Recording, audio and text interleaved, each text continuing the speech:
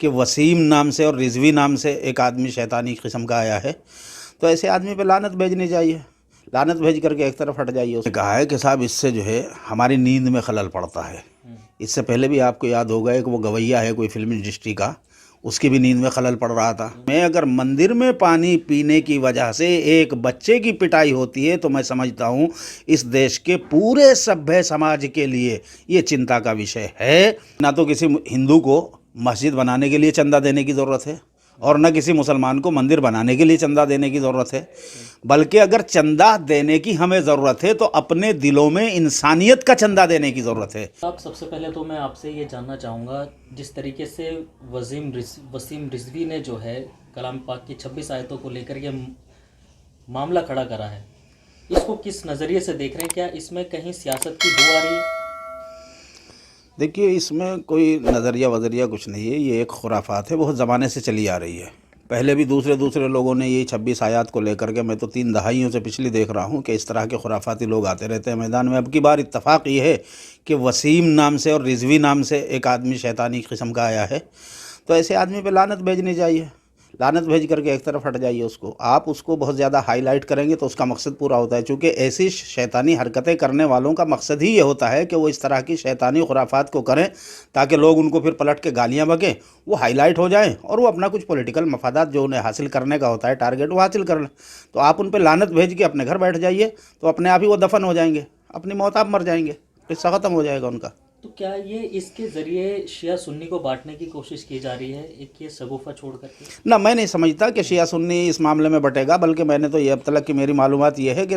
شیعہ حضرات نے اور بالخصوص شیعہ علماء نے اور مجتہدین جو ان کے قائدین ہیں، انہوں نے بہت سختی کے ساتھ اس ملعون شخص کے خلاف ایک موقف اختیار کیا ہے اور اس پر لعنت بھیج کر کے انہوں نے اپنی پوری کمیونٹی کو اس سے بالکل چوکنا کر دیا ہے کہ ایسے خبیث آدمی سے کوئی کسی طرح کا تعلق نہیں رکھا جانا چاہیے، بلکہ بعض لوگوں نے تو یہاں تک کہا ہے کہ یہ اب مسلمان ہی نہیں رہ گیا ہے، یہ اسلام سے باہر ہو چکا ہے۔ اس لیے ایسے لوگوں پہ میرے خیال سے بہت زیادہ ہمیں توجہ دے کر کے بلا وجہ اس کو ہیرو بنانے سے کیا فائدہ۔ مذہبی ایک اسٹیٹس علماء نے بیان کر دیا، شیعہ علماء نے، شیعہ کمیونٹی نے اس پر لعنت بھیج دی، اس کو ایک طرف ڈال دیا۔ اس لیے میں بالکل نہیں ایسا سمجھتا کہ شیعہ سنی کا معاملہ اس میں کہیں کسی بھی طرح، بلکہ میں تو سمجھتا ہوں کہ اس خبیث نے، اس شیطان نے ایک اپنی خرافاتی اور یہ ملعونی ایک حرکت کر کے ایک طرح سے میں سمجھتا ہوں کہ اس نے مسلمانوں میں شیعہ اور سنیوں کو اور زیادہ قریب کرنے کا موقع دیا ہے، جس سے جو ہے آج شیعہ اور سنی علماء اور شیعہ سنی عوام، دانشور سب اور زیادہ قریب ہو رہے ہیں، اور انشاءاللہ یہ اور زیادہ مضبوطی اس میں اتحاد میں آئے گی۔ تو میں سمجھتا ہوں کہ مسلمانوں کو اپنے کام پہ لگنا چاہیے، تعمیری کام کریں، اپنا تعلیمی کام کریں، اور اس طرح کی جو سیاست، منفی سیاست کرنے والا، نگیٹیو سیاست کر کے، جو شیطانی حرکتیں کر کے اپنے مفادات حاصل کرنا ہے، لعنت بھیج دیجیے ان پہ، لعنت بھیج کر کے آپ بیٹھ جائیں، دیکھیے گا جن لوگوں کے لیے وہ چکنا چاہ رہا ہے وہ بھی لعنت بھیج دیں گے۔ آج ہی جو ہے الہ آباد یونیورسٹی کی وائس چانسلر نے جو ہے اذان کو لے کر کے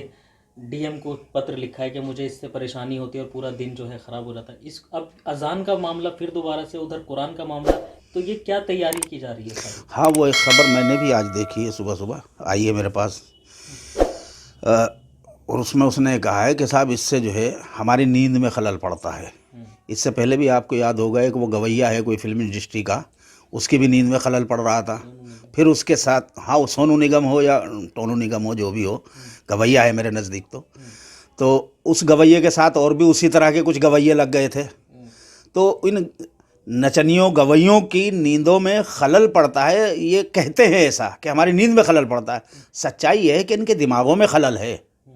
وہ دماغوں کا خلل جو ہے ان کی زبانوں سے اس طرح باہر آتا ہے نکل کے، اور اس کے لیے جو ہے یہ سمجھتے ہیں کہ اس وقت چونکہ سخت ہندوتوا وادیوں کی حکومت ہے تو ان کے دماغوں کا خلل جو ہے وہ یہ حکومت کے لوگ جو ہے اس کو استعمال کر کے اپنے خلل کو یہ پورا کر لیں گے۔ تو میں سمجھتا ہوں کہ یہ سب بھی جو ہے ایک شقشقے ہیں، ہیرو بننا چاہتے ہیں وہ اپنے دماغی خلل کو لے کر کے، کہ ان کو ان کی کمیونٹی یا اس طرح کے لوگ، اس قماش کے لوگ جو ہیں وہ ان کے سپورٹ میں کھڑے ہوں اور ان کی واہواہی ہوگی، انہیں ایک پہچان ملے گی، فلاں ملے۔ یہ سب ڈرامے بازی ہے، آپ دیکھ رہے ہیں خوب، آئے دن ہندوستان میں جو ہے روزانہ سینکڑوں قسم کے اس طرح کے ڈرامے ہو رہے ہیں۔ اب ان کو ان کے حال پر چھوڑ دیجیے، ان پہ توجہ دینا بند کیجیے، اپنے کاموں میں لگیے۔ جتنا آپ اپنا وقت ان پہ ضائع کریں گے اتنا ہی جو ہے آپ اپنا نقصان کریں گے۔ آپ اپنا نقصان مت کیجیے، اپنے تعمیری کاموں میں، اپنے تعلیمی کاموں میں، اپنے دوسرے کاموں میں جو اچھے کام آپ کے کرنے کے ہیں،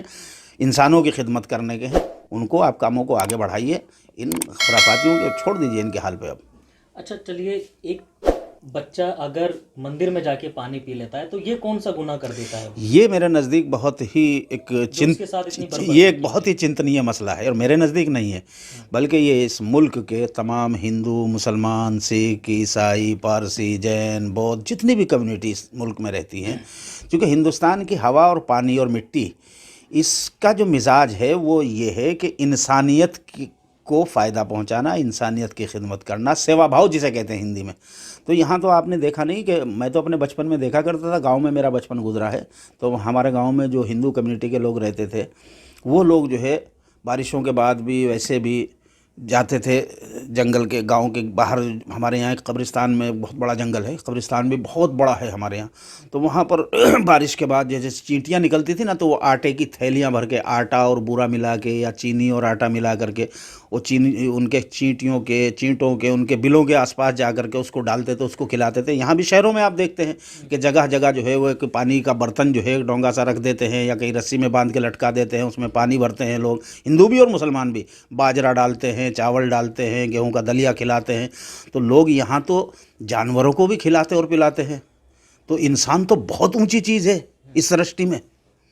یہ تو اس سرشٹی کے رچیتا جو رب العالمین ہے، جس نے اس انسانیت کو، اس کائنات کو بنایا ہے، سرشٹی کو رچا ہے، اس کے نزدیک جو ہے سب سے اونچی کوئی مخلوق اگر ہے تو وہ انسان ہے۔ اسی کی انسان کی وجہ سے یہ ساری سرشٹی رچی گئی ہے۔ تو جو لوگ، جس ملک کے لوگ، چاہے وہ ہندو ہوں، مسلمان ہوں، یا کسی اور کمیونٹی سے تعلق رکھنے والے ہوں، جو لوگ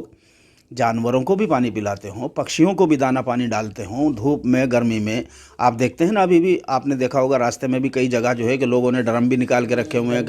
کہ بھٹکتے ہوئے جو مویشی بھی آتے ہیں، گائے، بھینس، بیل، کہ وہ بھی اگر ان کو پیاس لگی ہے پانی پی لے۔ کتوں کے لیے بھی لوگوں نے چھوٹی چھوٹی بالٹیاں کہیں کہیں رکھی ہوئی ہیں کہ وہ بھی آ کے پانی پی لیں۔